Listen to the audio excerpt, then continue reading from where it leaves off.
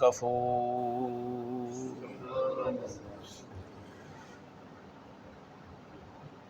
پچھلی آیت مبارکہ میں اللہ تبارک و تعالی نے بے دینوں کی ایک بری خصلت بیان فرمائی تھی کہ کافر جو ہیں بے دین، ان پر سے عذاب مؤخر ہو جائے، عذاب میں دیر ہو جائے، عذاب نہ آئے ان پر، جس کی انہیں وعید سنائی گئی ہے، تو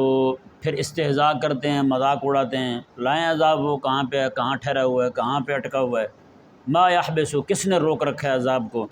اس طرح کی باتیں کرتے ہیں۔ متی ھذا الوعد، وہ کب وعدہ آ رہا ہے آپ کا جو دھمکیاں دیتے ہیں آپ عذاب کی، کب آ رہا ہے وہ؟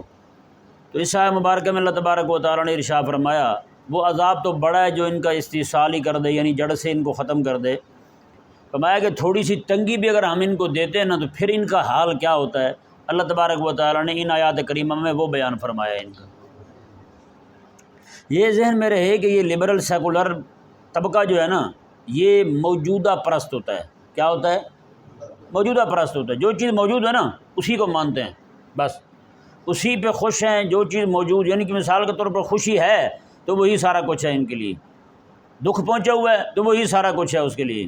خوشی ہے تو اکڑنے لگ جائے گا، دکھ پہنچا ہے تو مایوس ہو جائے گا اللہ تبارک و تعالیٰ کی رحمت سے۔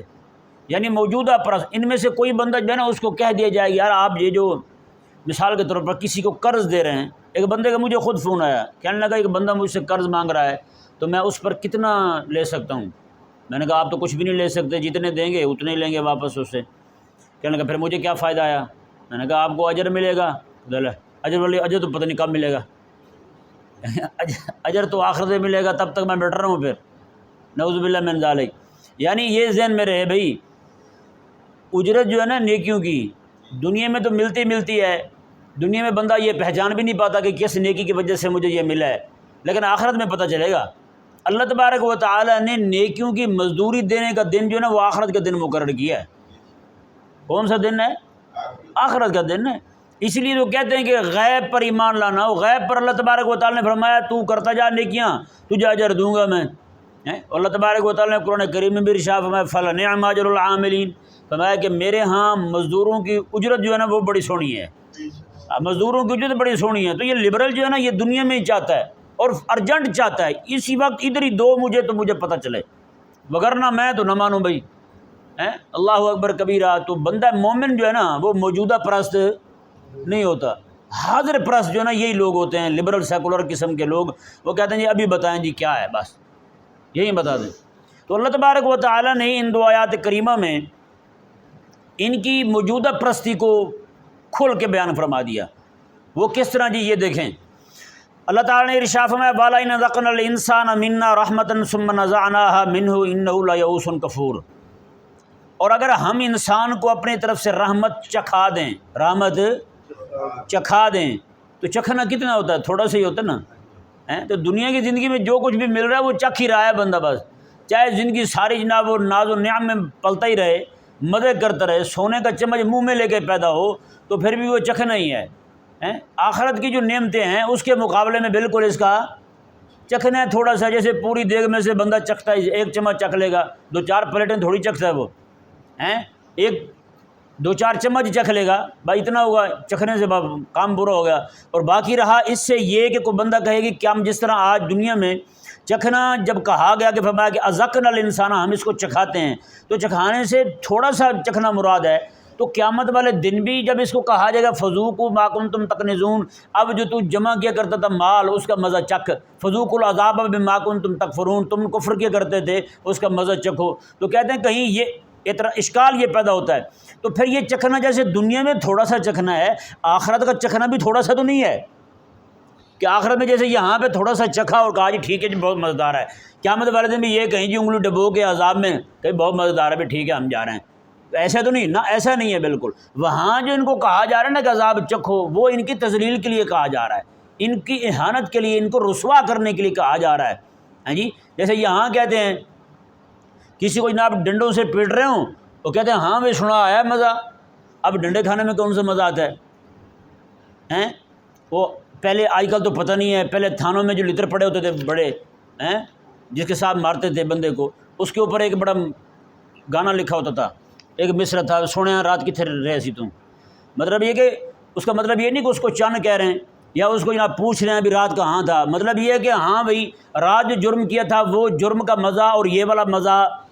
کوئی فرق محسوس ہو رہا ہے آپ کو؟ مقصود اس کو ذلیل کرنا ہے، وگرنہ یہ نہیں کہ بندہ یہ والا کلام پڑھ کے تو اس کو جوتے مارنے شروع کر دے، یہ تو نہیں ہے نا۔ تو یہ کلام اس کو جو سنایا جا رہا ہے یعنی کہ وہ لطر پھیرا جا رہا ہے، اس کو جوتا پھیرا جا رہا ہے جس پر یہ لکھا ہوا ہے ہاں بھائی سونے چنا رات کتنے رہے سی تم، تو یہ والی بات جو ہے نا یہ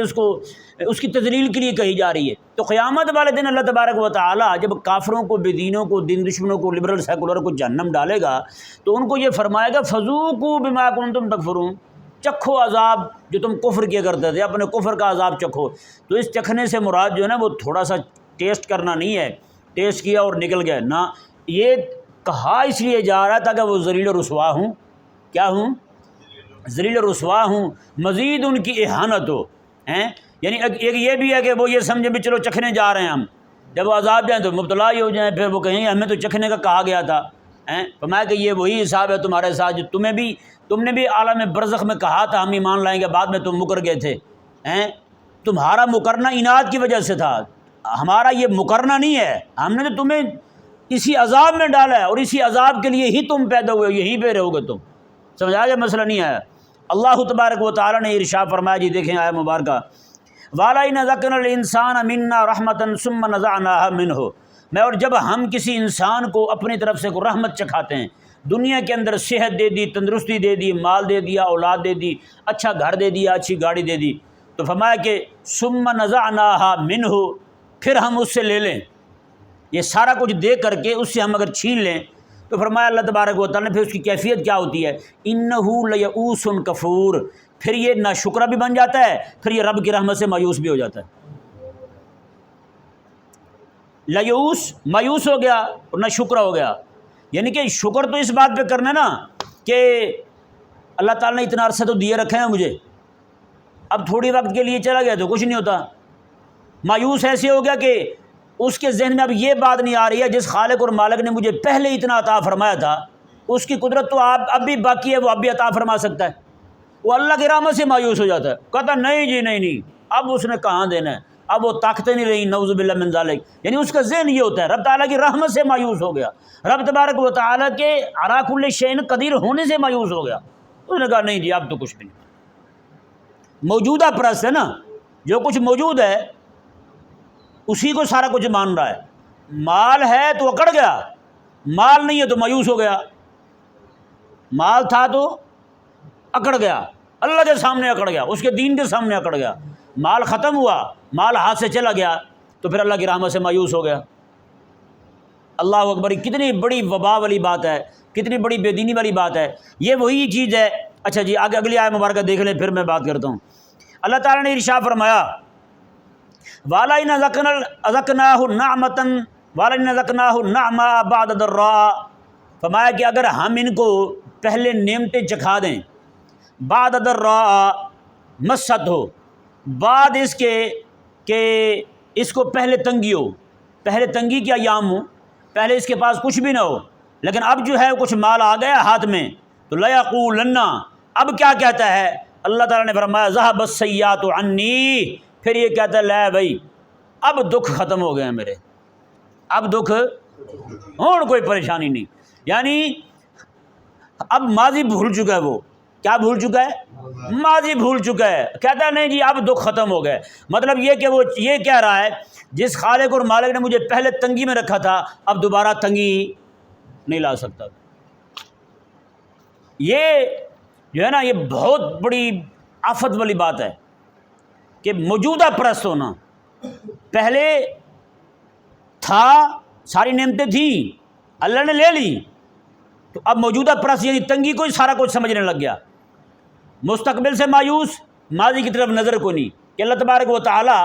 آگے بھی دے سکتا ہے، جس خدا نے پہلے دیا تھا وہ کہتا نہیں جی ہن لوٹے گئے، ہن مارے گئے، اب کچھ نہیں رہا ہمارے پاس۔ جب اللہ تبارک و تعالیٰ پہلے تنگی دے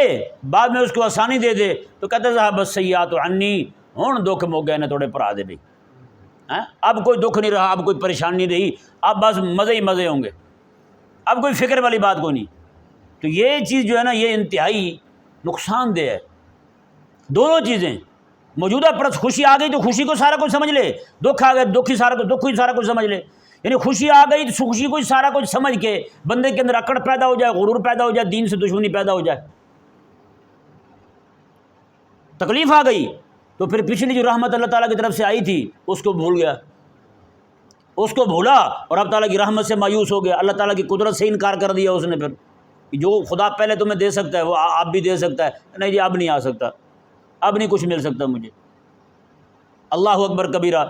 تو یہ اللہ تبارک و تعالیٰ نے ارشاد فرمایا انہ لفارح فخور، میں کہ ہاں جب ان کو ہم تنگی کے بعد درا مستو، ان کو پہلے تنگی نے چھو رکھا تھا، یعنی تنگی پہنچی ہوئی تھی،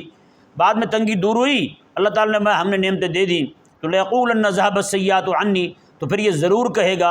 اب دکھ ختم ہو گئے ہیں، ساری تنگیاں دور ہو گئی ہیں۔ اللہ تعالیٰ نے انہ لفارح فخور، میں پھر یہ جب نعمت آ جائے پھر یہ خوش ہونے لگتا ہے، فخور پھر اترانے لگتا ہے، پھر یہ اترانے لگتا ہے، اکڑنے لگتا ہے یا نہیں؟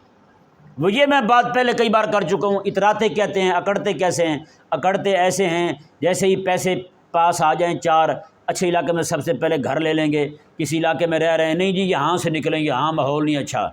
یہاں ماحول نہیں اچھا، تیرے ابے کے لیے اچھا تھا، تو یہاں پیدا ہو گیا تیرے لیے اچھا تھا، تیرے بچے پیدا ہو گئے تیرے لیے پھر بھی اچھا رہا، یعنی تو یہاں پہ اتنا دانا پیدا ہو گیا، اچھا رہا ماحول، تیرے بچے آگے پیدا بھی ہو گئے، بڑے بڑے ہو گئے، جب بھی یہاں رہنا ان کے لیے مناسب نہیں ہے کہ ایسے علاقے میں رہیں یہاں پارک ہو جہاں بچیاں جو ہیں ننگے سر گھوم پھر سکیں، تو مناسب جگہ ہونی چاہیے ذرا، ہے ذہن یا نہیں؟ یہاں پہ چونکہ سارے لوگوں کو پتہ ہے بھائی جی ان کی خواتین تو پردہ کرتی ہیں، منہ لپیٹ کے باہر نکلتی ہیں، تو کسی ایسی جگہ جا کے رہیں وہ سمجھے گا جناب حضرت صاحب تو پہلے سے ہی اپ ٹو ڈیٹ ہیں، حضرت صاحب تو پہلے جناب ماڈریٹر ہیں، بہت بڑی افلاطون شے ہے یہ، حضرت صاحب تو بڑے وہ کیا کہتے ہیں کھلے دماغ کے بندے ہیں، اس کی ان کو کوئی پرواہ نہیں ہے کسی چیز کی۔ وہاں پہ کوئی بندہ کہہ بھی دے اور خواتین کو پردہ کرانے کے بعد تو کہتے ہیں حضرت آپ تو بڑے بد دماغ بندے ہیں، یعنی دماغ آپ کا بند ہے، بند دماغ کے مالک ہیں آپ تو، پرانی باتیں لے کے بیٹھے ہوئے ہیں۔ اب آپ کو پتہ ہے اب تو سوسائٹی میں آ گئے، یہاں تو کھلا ماحول ہے سارا، میں نے کہا بالکل ٹھیک ہے جی کریں مزے، اللہ اکبر کبیرہ۔ تو سب سے پہلے خواتین کے برقع گئے، ان کی حیا گئی، شرم گئی، جو چیزیں پہلے یعنی ایک اپنی اسلامی حکم سمجھ کے کرتے تھے اپناتے تھے ان کو، وہ سارا رخصت ہو گیا، پیسے چار آ گئے، خواتین کے دوپٹے گئے، برقع گئے، ہر چیز ختم۔ یار یہ کیا طریقہ ہے؟ انہ لیئوس انہ لفارح فخور، میں مل جائے تو خوشی سے جناب اتراتے پھرتے ہیں، اکڑتے پھرتے ہیں، اکڑے کس سے ہیں؟ اللہ کے حکم کے سامنے، رب کے سامنے ہی اکڑ گئے ہیں۔ اور یار یہ مال تمہارے لیے نعمت بن کے نہیں آیا، یہ رحمت بن کے نہیں آیا، تمہارے لیے آزمائش تھا، اور جس رب نے تمہیں مال دیا اسی رب کی احکامات سے وہ دشمن ہو گئے ہو تم یار، کہ نہیں؟ ہاں اللہ تعالیٰ پیسے دینا تو پھر گھر چلو بناؤ، کوئی مسئلہ نہیں ہے، گھر بنائیں، لیکن یہ نہ ہو کہ گھر میں سینما بھی بنا لیں ساتھ، پھر گھر میں پھر شراب پینے کے لیے جناب ایک الگ جگہ بھی مخصوص ہو۔ پھر کئی سارے بندے میں جانتا ہوں جن کے گھروں کو یہی حال ہے، گھروں میں جناب سینما بنا ہوا ہے پورا،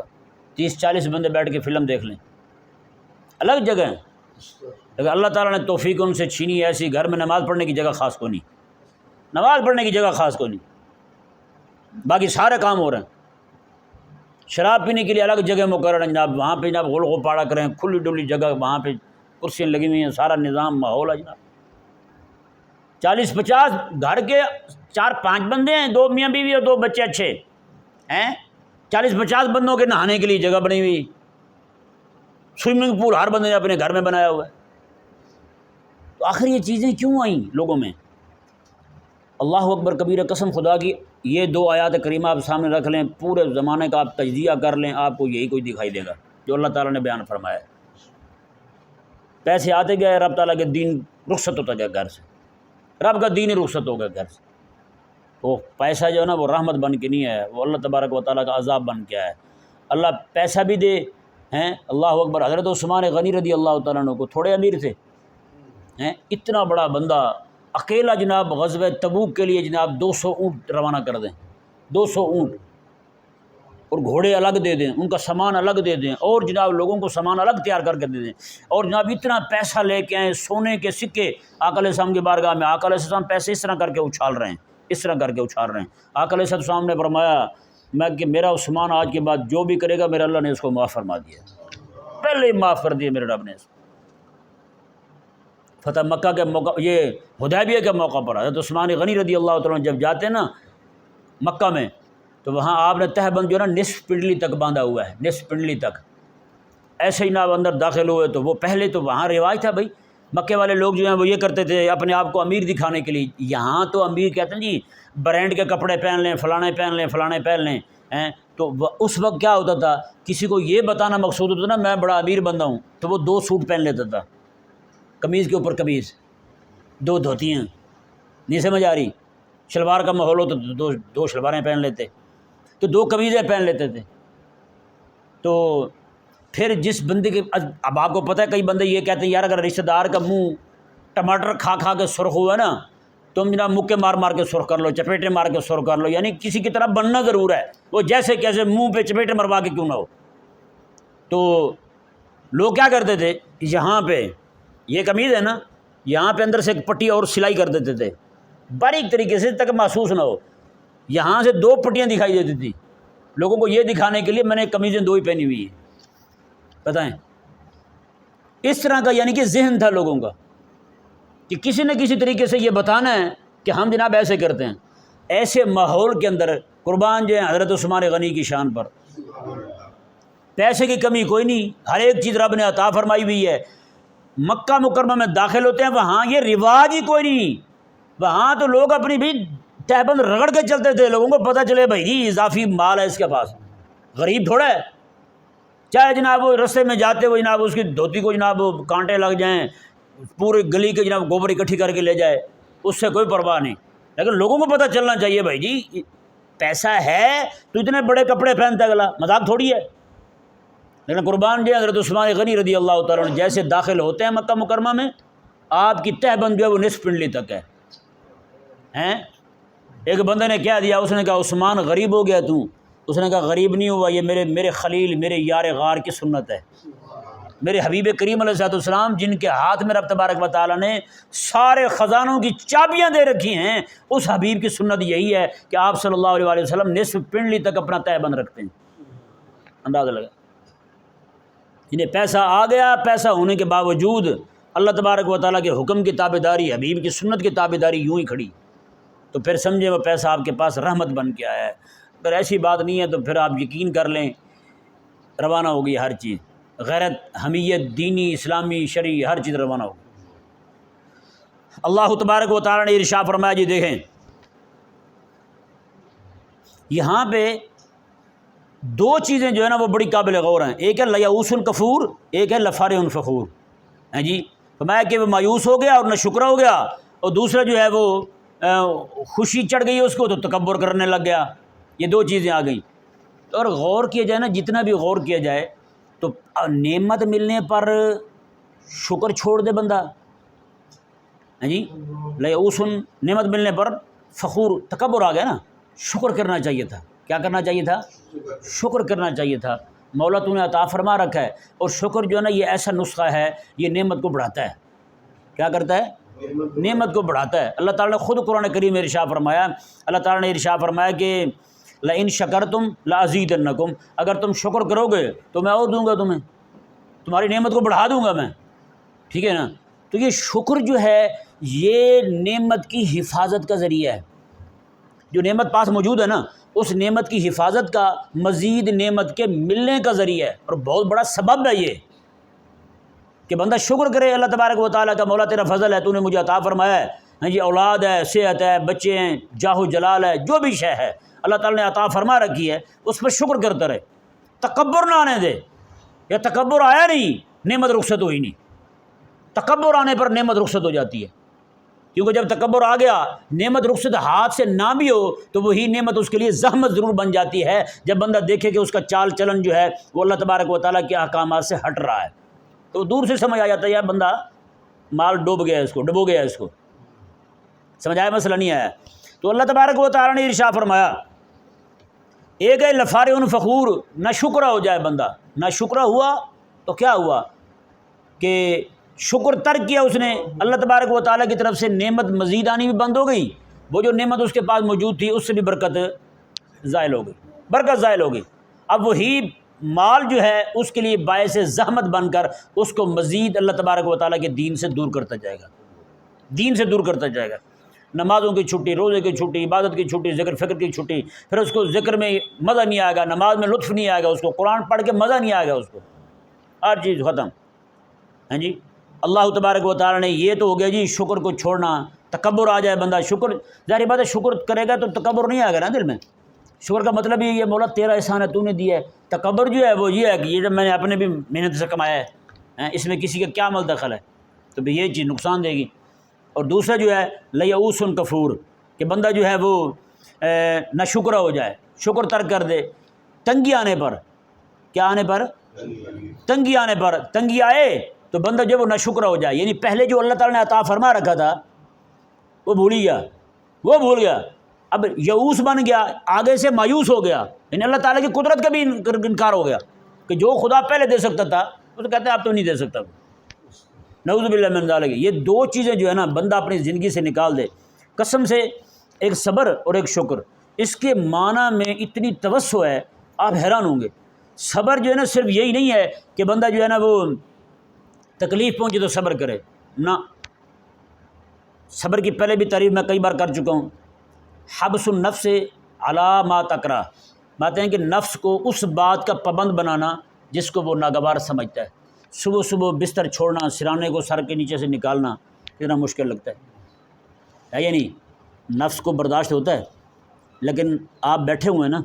نفس کو ٹھوکر مار کے، ہاں جی، جس چیز کو نفس ناپسند کر رہا تھا اسی کو آپ نے ٹھوکر ماری، وہی کام آپ نے کیا ہیں۔ اسی طرح کر کے ساری باتوں کو دیکھ لیں، نماز دیکھ لیں، روزہ دیکھ لیں، حج دیکھ لیں، زکوٰۃ دیکھ لیں، ساری نیکیاں جو ہے نا اسی صبر کے نیچے آ جائیں گی۔ صبر کرتے جائیں گے، ساری نیکیاں کرتے جائیں گے آپ، ہے یا نہیں؟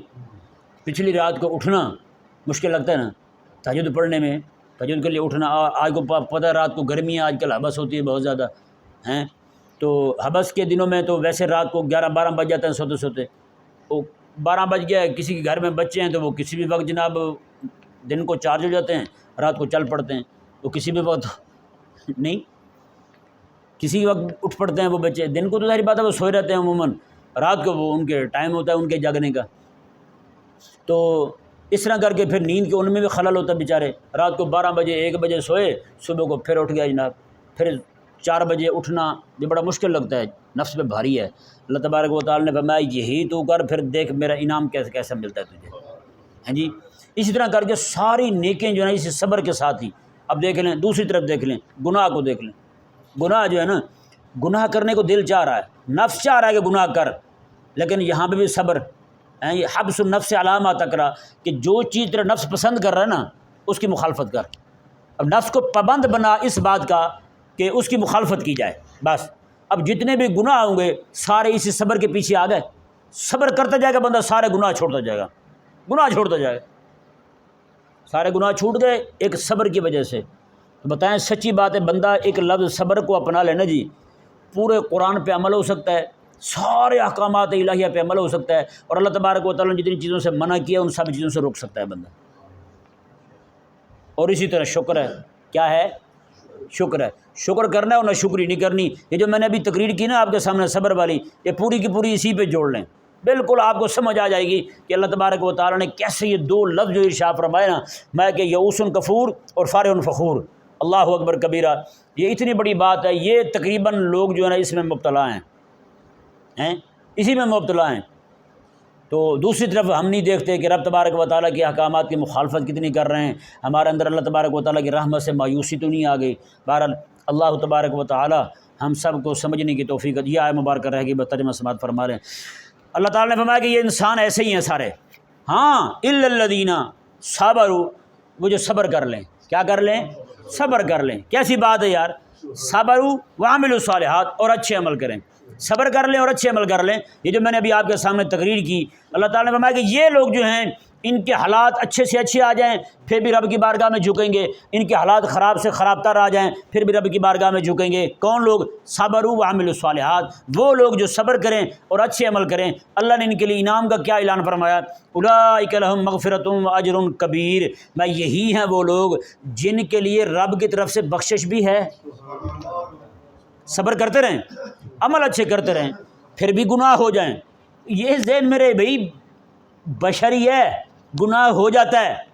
گناہ ہو جاتا ہے۔ فرمایا کہ پھر بھی گناہ ہو جائیں تو اللہ تعالیٰ نے فرمایا سب سے پہلا انعام کیا ہے ان کے لیے؟ اولئک لہم مغفرہ، ان کے لیے بخشش بھی ہے، اللہ معاف بھی کر دے گا، واجر کبیر، اللہ کی ذات کے متعلق عقیدہ اچھا رکھے، مال ملے تو شکر کرے، چلا جائے تو صبر کرے، اللہ تعالیٰ نے میں اس کے گناہ بھی معاف کر دوں گا صرف اسی بات پر، واجر کبیر، اس کے لیے بہت بڑا اجر بھی تیار کر رکھا ہے۔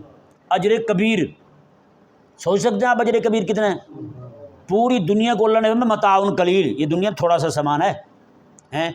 اور یہ قلیل، اس کے مقابلے میں اللہ نے کیا فرمایا مومن بندے کے لیے؟ فرمایا کہ اجر کبیر، اس کے لیے بہت بڑا اجر ہے۔ جس رب کا قلیل اتنا بڑا ہے تو اس کا کبیر کتنا بڑا ہوگا ہے؟ کبیر کتنا بڑا ہوگا؟ تو اس لیے اللہ تبارک علیہ السلام نے اس لیے فرمایا کہ ایک بندے کو جو جنت ملے گی نا، میں کہ وہ اتنی بڑی ہے، ان کے بندہ مومن کو، وہ آخری جنتی جس کے بارے میں نے 2-4 دن پہلے حدیث شریف سنائی تھی کہ وہ عرض کرے گا اللہ تعالیٰ کی بار، اللہ تعالیٰ فرمائے گا جا تیرے لیے جنت ہے، وہ کہے گا مولا میرے لیے میں کتنی بڑی جنت؟ اللہ تعالیٰ فرمائے گا تیرے لیے اتنی بڑی جنت ہے 7 زمینیں 7 آسمان اس کے کونے میں پڑے رہیں۔ 7 زمینیں 7 آسمان، یہ نہیں کہ ایسے کھڑے ہوئے رکھ دی جائیں اوپر نیچے طے لگی ہوئی ہیں، ایسا نہیں ہے، ایک زمین رکھ کے پھر آگے دوسری رکھ کے پھر تیسری رکھ کے پھر اس طرح 7 آسمان آگے رکھ کے، میں کہ اتنی بڑی جنت ہے، یہ سارے کونے میں پڑ رہے ہیں، تیری جنت بڑی ہے اس سے۔ اللہ اکبر، اللہ تبارک و تعالیٰ سمجھنے کی توفیق۔